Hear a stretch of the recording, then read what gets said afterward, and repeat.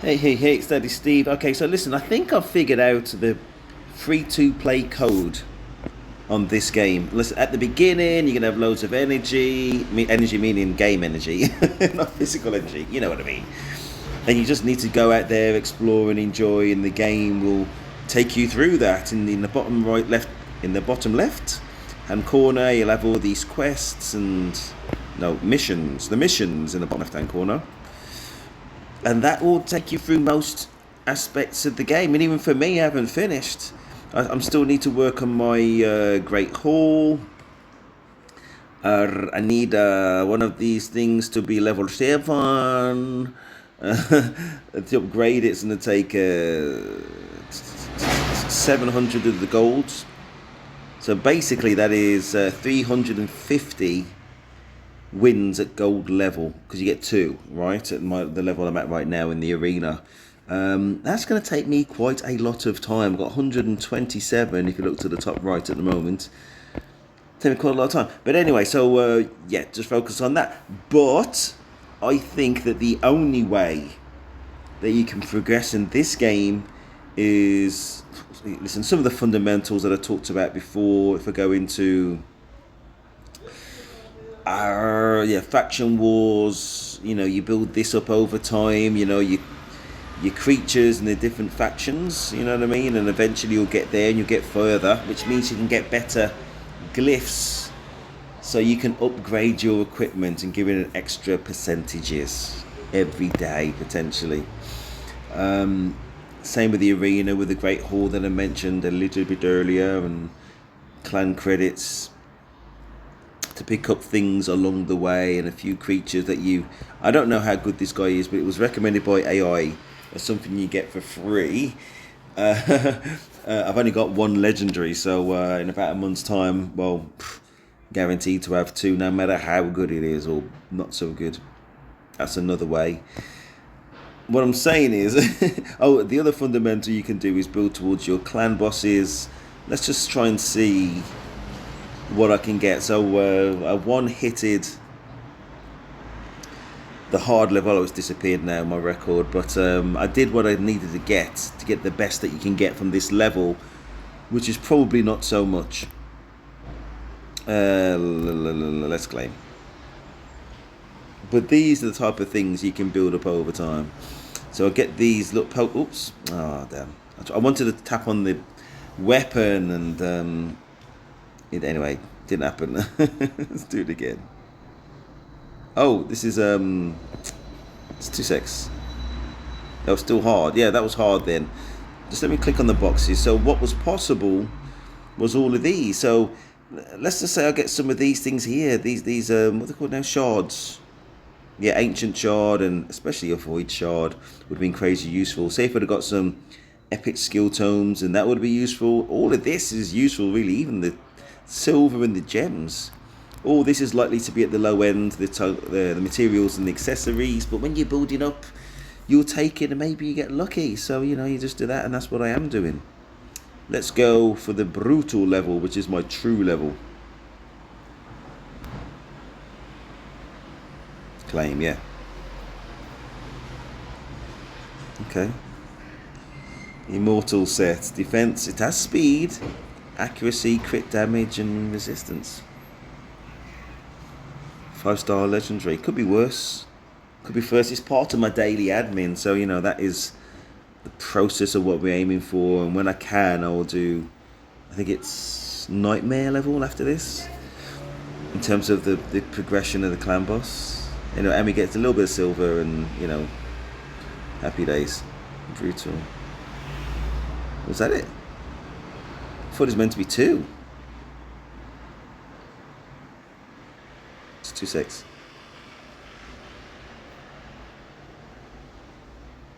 No, it isn't. Okay, so I misremembered. Yeah, but I say over time, my creatures will be stronger and will go through nightmare like anybody else, and then ultra nightmare. Work in progress. But in any case, alright, the main point of the video is that is the way to accumulate, and just through playing the game, and they say eventually ranking after you prioritize other things in order to be able to do the clan boss, and just do the minimals.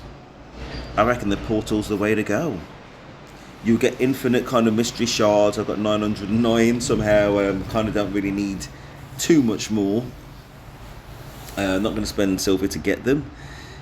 And then it's ancient shard, which is slightly easier to get. Yeah, there's the progressive chance thing, which is popped up, but you want the ×2 event and progressive chance on the same day, and you need enough shards so that your, is it ×25 chance, whatever it is, yeah, you look at it here, that you can get it and then roll on. There you go. Obviously I haven't seen one single legendary, but you want to try and get the epics. So the minimum number of ancient shards you're going to need is 25, right? Minimum. But let's just say that really you're going to need, say, 50. Probably not even 50. You may even need like 75. Something along those lines. To guarantee that you can get a desired epic is probably worth saving the 75 ancient shards. And let's just say you get lucky, you get that epic somewhere early when you're doing your turns, or you get it somewhere in the middle. You stop at that point, right? Anyway, you might think, you might want to listen. You got to assess dynamically, but you might think to stop and say you drop down to from 75 down to 27 shards. You stop there, and then you've only got to save only another 47 to get where you are, and then next time you guarantee that you get the desired epics, and if you get it straight away, you get it early. You never know, you may well get some ancient, some legendaries. Unlikely though, because you need 25 to guarantee getting the one that you want. You need, oh my gosh, it's 1 in 100, isn't it? And then ×2 event, 2 in 100. So to get to 25, oh my god, that means you need 50 times 25. A lot. So, you know, there's the bounds of reason, but you know, that is what it is. Void shards, I reckon, are more or less similar to ancient shards, but the void creatures don't have any weakness against the other affinities, so that is something to be considered, but not to the same extent because of the speed of which you will get your void shards. But maybe it is a consideration if you can wait to save them up, is what I'm trying to say. We'll see how that goes.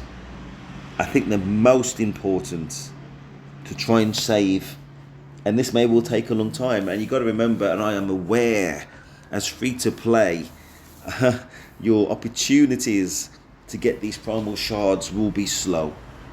But I think it's worse.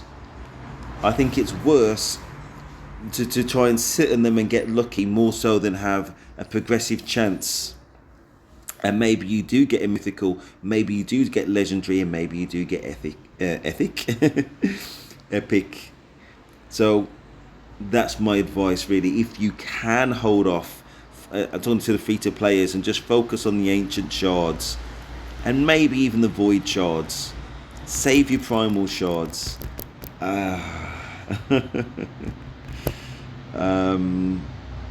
If you can. I'm just trying to think about whether it's significantly less likely to get these sacred shards than primal, because I know on the tournaments you can sometimes get what you need to get a primal shard. Let's have a look. In your own time, Raid Shadow Lane Jones. That spinning wheel of death. Alright, so sometimes here you can see like the crystals to get a primal shard. It just so happens it's not here right now. Sand Devil. Is that what it... I can't remember what this is. I'm trying to remember.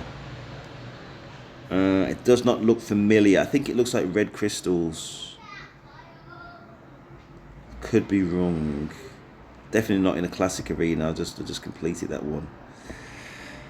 So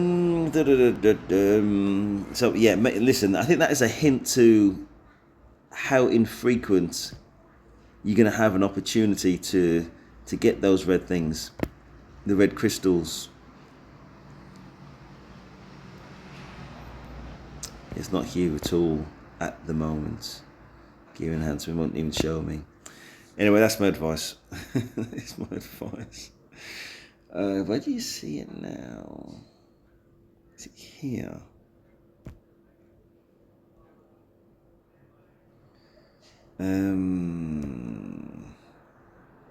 Sorry, just bear with me. Yeah, here it is. Yeah, so you get these crystals here, and you use it. I can't remember if it outright summon. Yeah, I think it will just outright summon. Or form. It says right here: collect 100 primal quartz to form a primal shard. So yeah, on the events when you can get these primal quartz, I'd just advise saving those up. Long story short. Rot. Right, so I'm just trying to make sure that this is efficiently leveling up these crystals. But that was the main point, really. Other than that, I always do my daily admin. Yeah, well, that's my weekly. My daily and the advanced all done. It's never a bad thing to pick up this 3-4 star and 5-star chickens and the epic skill tomes. Most of us will be, especially the free-to players, will be rolling with our epics. It's not too bad to get the odd legendary as well for when we eventually get more than one. And again, the only one I got was with the code Monkey Kings to the left. You'll see promo codes. Oops. Yeah, basically, and I'm not saying it's the best one. I'm really happy with him. Don't get me wrong. I think it's a levels thing, and whilst he's devastating to many, there are times when he gets outranked. I can't remember if it's by a primal or whatever. And to some extent, Sun Wukong is designed to kill and just come back to life. You know what I mean? And just be a unkillable nuke, unless he's up against somebody who blocks revive. Anyway, you know what I mean, basically. The first 3 days, this is one way you can get one legendary. If you can't, go online and find out what's newest and possibly better. I think I might leave it there. Yeah, Live Arena is closed. I've done everything else. Okay, one thing I will do quickly. Filter just new. So this is what I got. Blue 5-star immunity, HP and accuracy. It is a helmet, HP percentage and accuracy. I guess I was just going to straight delete it, but you never know. I guess I'll look at all of my immunity sets. It's 4 pieces. If I remember, AI was telling me that this immunity set is not the best. Like, keep the boots if they've got amazing speed stats, just as an add-on. Or just keep anything if it's got amazing stats, like particularly amazing stats, but as a set, not the best. That's what AI was telling me. Let's look at this one. Chest plate with this. Nah, if it was helmet again, then maybe. I know it's epic, I know it's purple, I know it has speed. Defense attack. Oh, it's got flat HP. Oh, I'm gonna sell it. Gone, 40,000. Savage. HP percentage this time. Speed again. Crit damage. It is blue. It's only 5-star. It's not that exciting. Keep it for now though. All these other ones though, common level, obviously going to sell. That's just by the by, just doing the campaign to farm silver. Immortal 2 set. Much more interesting. The shield has got speed as a substat, accuracy, crit damage and resistance. Okay. Chest plate, HP percentage, only 4-star epic. Accuracy and flat HP. That probably needs to be sold. Speed. Okay, 5-star speed and mortal boots. Flat attack, accuracy, and crit rates. Okay. Yeah, I get. Listen, it's just the roll of the dice, isn't it? Having speed is one of the primary things. The maximum at level 16 would be 40 speed as a base stat. Yeah, maybe. Who knows? Got resilience as well. Crit rate, gloves, perception. I've got this perception from daily login. Daily login on this Dorothy chase. Okay, so we get her on day 7. Well, she's legendary. Support again. One enemy, 75% chance of removing one random buff from the target. Also a 75% chance of placing a 25% weakened debuff for 2 turns. Okay. 75% chance of placing a 60% decreased defense debuff. Ooh, 60%. And a 50% decreased accuracy debuff on all enemies for 2 turns. But it's a 5-turn jobber.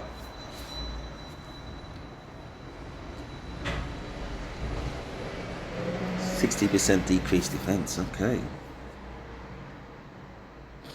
I'm thinking about some of the equipment that blocks debuffs, but I'm thinking ahead of the game. That's the A2, so let's go to the A3. Steals all buffs from all enemies. Then applies a buff spread effect, taking all buffs from this champion and placing them on allies. Alright, so the target, it steals buffs from all of them. Takes those buffs. It says from this champion. From this champion. Don't they mean like all of them? Anyway. And placing them onto all allies. Anyway. Has a 75% chance to place a stun on all enemies for 1 turn. And that would decrease their turn meter to 0 again. And damage based on attack.